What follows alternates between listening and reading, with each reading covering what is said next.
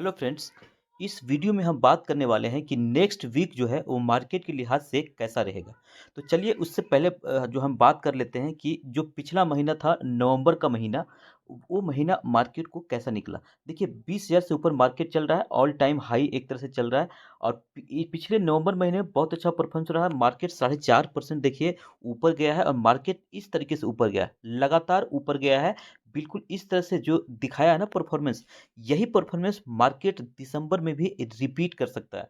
Historical data ऐसा बताते हैं कि दिसंबर महीना मार्केट को बहुत अच्छा लगता है। दिसंबर महीने में मार्केट एक ज़बरदस्त रैली हर साल लगभग, मतलब इसकी प्रोबेबिलिटी होती है दिसंबर महीने में अच्छी रैली दिखाने की। और जिस तरह से प्रोबेबिलिटी है उस तरीके से मार्केट के लिए एक के बाद एक पॉजिटिव खबर आती जा रही है। कहा जाता है कि जब आपका दिन बढ़िया हो तो सभी चीज़ें जो है आपको अच्छी-अच्छी न्यूज़ आएगी। उसी तरह से मार्केट में अभी घट रही है। देखिए सबसे पहले बात करें, देखिए हमने पहले भी बात करी जीडीपी डेटा का। तो जीडीपी डेटा देखिए बहुत ही फेवरेबल आया मार्केट के लिए। जितनी एक्सपेक्टेशन थी उससे भी बढ़िया आया। आरबीआई या एनालिस्ट जो था, मार्केट एनालिस्ट जिसने भी प्रेडिक्ट किया था उसको बीट कर करके 7.6% बहुत अच्छा जीडीपी डेटा आया था। और उसके बाद जो है, जो खबर जो सबसे ज़्यादा इंतजार किया जा रहा था और जो मार्केट में बहुत ज़्यादा इम्पैक्ट डालने वाली है, उसकी हम सारी वन बाय वन कवर करते हैं। तो ये पूरा जो अगले आने वाला समय और अगले वीक, उसके हम पूरे परफॉर्मेंस की यहाँ पे बात करेंगे। तो चलिए अगले आने वाला जो वीक है 4 से 8 तारीख का दिसंबर का, इसमें सबसे पहले तो ये पूरा जो है कोई भी छुट्टी नहीं है, मार्केट सब दिन ओपन ही है। तो चलिए देख लेते हैं इस क्या परफॉर्मेंस रहने वाला है। अगर बात करें सबसे मुख्य खबर की, तो आज का सबसे मुख्य खबर देखिए यही है, इलेक्शन का रिजल्ट। 5 राज्यों की विधानसभा में चुनाव हुए थे, आज उसकी काउंटिंग थी। लेकिन एक 4 ही स्टेट की आज काउंटिंग थी, 1 स्टेट की काउंटिंग कल होगी, छोटा स्टेट नॉर्थ ईस्ट का है। बट 4 स्टेट जो आज हुआ है, मध्य प्रदेश, राजस्थान, तेलंगाना और छत्तीसगढ़। इन चारों स्टेट का सबसे बड़ी पॉजिटिव बात यही है कि चारों स्टेट में जो जनादेश मिला है जनता का, अकेले दम पे सरकार बना रही है। 3 स्टेट में बीजेपी बना रही है और 1 स्टेट में कांग्रेस की सरकार बनती दिख रही है। अगर बात करें, देखिए मार्केट के लिहाज से 2 चीज़ें इंपॉर्टेंट होती है। एक तो अस्थायी सरकार बनना चाहिए, अस्थायी सरकार बननी चाहिए, और दूसरा, अगर इसमें बीजेपी की सरकार बन रही है तो कॉर्पोरेट सेक्टर को वो ज़्यादा पसंद आता है। तो बात करें तो ये देखिए 3 एग्जिट पोल आया था कि मध्य प्रदेश, राजस्थान और छत्तीसगढ़, ये 3 बड़े स्टेट में बीजेपी सबसे बड़ी पार्टी निकल कर के आ सकती है। अनुमान क्या था सबसे बड़ी पार्टी का? ये अनुमान नहीं था कि बीजेपी बिना गठजोड़ के अकेले दम पे सरकार बनाएगी। बट फिर यहाँ पे मार्केट के हिसाब से बहुत ही बढ़िया खबर आया। एक्सपेक्टेशन को बीट करते हुए अकेले दम पे सरकार बनाती हुई दिख रही है बीजेपी यहाँ पे। सिर्फ सबसे बड़ी पार्टी नहीं है, बल्कि सबसे अकेले दम पे सरकार बना रही है। समझ रहे हैं कितनी बड़ी खबर है? ये एक तरह से न सिर्फ 5 राज्य की विधानसभा के हिसाब से बड़ी खबर है, बल्कि आने वाले लोकसभा इलेक्शन के लिए भी ये एक ट्रेलर माना जा रहा था। अगले आने वाले लोकसभा इलेक्शन में जो था ना कि बीजेपी हारेगी, जीतेगी, क्या होगा संशय था। वो संशय में कम से कम अभी जो है सब एनालिस्ट को ये ज़रूर सोचने पे मजबूर हो जाएँगे कि लोकसभा इलेक्शन में बीजेपी अच्छा परफॉर्मेंस कर सकती है। तो मार्केट भी इसको ज़बरदस्त वेलकम करेगा। आप देखेंगे इसको असर आपको अगले वीक ही दिखने लगेगा। और जो तेलंगाना है, तेलंगाना में कांग्रेस की सरकार बन रही है, वहाँ भी सरकार स्पष्ट रूप से सरकार बनाती दिख रही है कांग्रेस अकेले दम पे। ये भी मार्केट के लिहाज से बहुत ही बढ़िया खबर है। अगर मैं बात करूँ कितनी सीट आ रही है, देखिए बीजेपी को मध्य प्रदेश में 160 ला रही है, कांग्रेस सिर्फ 69 पे सिमट रही है, अभी तक जो आए है उसके हिसाब से। राजस्थान की बात करें तो 114 बीजेपी, कांग्रेस सिर्फ 71।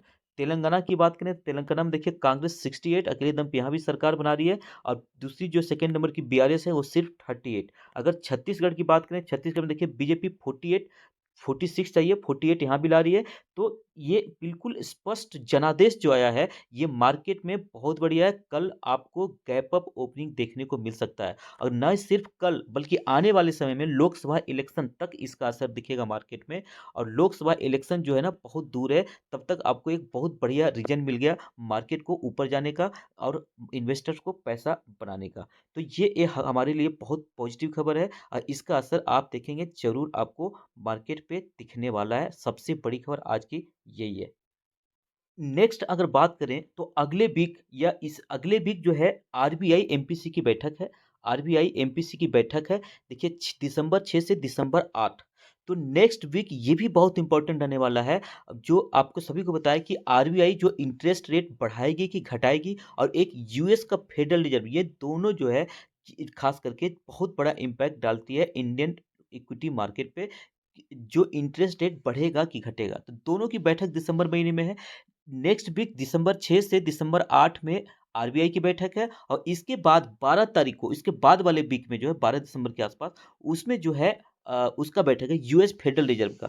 तो दोनों के कमेंट्री क्या होगा, उसके हिसाब से मार्केट पे एक असर दिखेगा। बट एक्सपेक्टेशन क्या आएगा, एक्सपेक्टेशन की अगर बात करें, देखिए central bank will keep the benchmark interest unchange.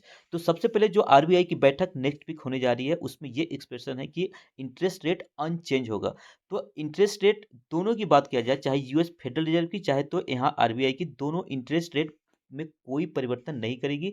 Market ये अनुमान लगा के चल रहा है। अगर अनुमान के हिसाब से ही चीजें घटी, तो भी मार्केट पे कोई नेगेटिव इम्पैक्ट नहीं पड़ेगा। लेकिन अगर एक्सपेक्टेशन के मुताबिक उसके कुछ बहुत बड़ा उलटफेर दिखता है मार्केट में, तो उसका असर बहुत गहरा पड़ेगा। जैसे इंटरेस्ट रेट अगर घटा दे, आरबीआई अनुमान के हिसाब से ना चले, बल्कि ये बोल दे कि इंटरेस्ट रेट हम कुछ भी घटा दे, कम कर दे, तो मार्केट में इसका बहुत बड़ा असर पड़ेगा। एकदम नहले पे दहला हो जाएगा मार्केट। लेकिन अगर वही इंटरेस्ट रेट अगर बढ़ा दे, तो बहुत बड़ा इसका नेगेटिव इम्पैक्ट भी पड़ेगा मार्केट में, एक बहुत बड़ा बिकवाली और नेगेटिव सेंटिमेंट भी हावी हो सकता है। बट इसके चांसेस बिल्कुल नहीं है। चांसेस 90% यही है कि दोनों इंटरेस्ट रेट मेंटेन करेंगे, अनचेंज रखेंगे। इसलिए बहुत बड़ा उलटफेर इसके लिहाज से जरूरत नहीं है। बट ठीक है, ये मार्केट में नेगेटिव सेंटिमेंट तो नहीं डालेगा, लेकिन मार्केट में पॉजिटिव, जिस तरह से मार्केट मतलब चल रहा है ना, वो चलता रहेगा। तो ये यही चाहिए दिसंबर महीने में, एक बड़ी रैली दिखने की पीछे जो है यही चाहिए। मतलब अगर कमेंट्री में ये भी दिख जाए ना, कमेंट्री में ये मेरे हिसाब से ये जरूर आ सकता है कि आरबीआई या जो फेडरल रिजर्व है आने वाले समय में रेट में कट कर सकती है। अगर रेट कट की अनाउंस अभी ना हो, ये सिर्फ ये अनाउंस कर दिया जाए कि आने वाले मीटिंग में हम रेट कट करने पे विचार कर सकते हैं, तो मार्केट के लिए ये भी एक बहुत बड़ा पॉजिटिव खबर बन जाएगा। देखते हैं क्या होता है। सबसे पहले तो ये हम वेट करते हैं 8 दिसंबर का, जब आरबीआई का जो गवर्नर शक्तिकांत दास जी की स्टेटमेंट आएगा। चलिए देखते हैं, इसके इंतजार करते हैं। उसके बाद अगर बात करें, देखिए यूएस फेडरल रिजर्व ये भी क्या करेगा, इनके भी जो हेड है ना जेरोम पावल जी, इन्होंने एक स्टेटमेंट दिया है। अलग अलग फोरम पे ये अपना स्टेटमेंट देते रहते हैं। उन्होंने दिया है कि US Fed to move carefully on interest rate.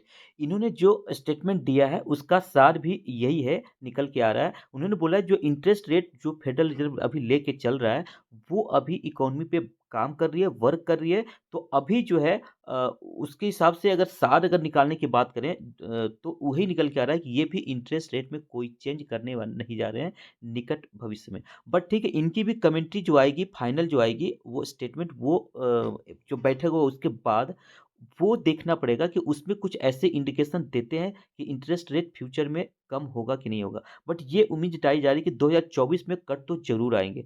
तो 2024 में कट अगर आ गया, तो मार्केट में बहुत अच्छा एक पॉजिटिव खबर निकल के आएगी। चलिए, ये दोनों बैठक दिसंबर महीने में है, हम इसका इंतजार करेंगे। 8 दिसंबर को नेक्स्ट वीक आरबीआई की, और उसके नेक्स्ट वीक जो है 12 के आसपास जो है ये यूएस फेडरल रिजर्व की। एक और धमाकेदार खबर मार्केट के लिए बिल्कुल पॉजिटिव खबर है। एफआईआई एफआई मार्केट के टेंशन को बढ़ा के चल रहे थे। एफआई क्या कर रहे थे, लगातार सेल करते जा रहे थे, इंडियन इक्विटी से मार्केट से बराबर पैसा निकालते जा रहे थे। अगर आप देखेंगे नवंबर के मिड नवंबर के पहले तक तो हर बार यही खबर आती थी कि एफआई पैसा निकाल रही है, नेट सेलर बना हुआ है। लेकिन अभी आप एफआई क्या हो गया है, एफआई स्टेलर कमबैक, कमबैक ही नहीं किया बल्कि जबरदस्त कमबैक किया है। और देखिए 13,474 करोड़ इन्वेस्ट किया इंडियन इक्विटी मार्केट में।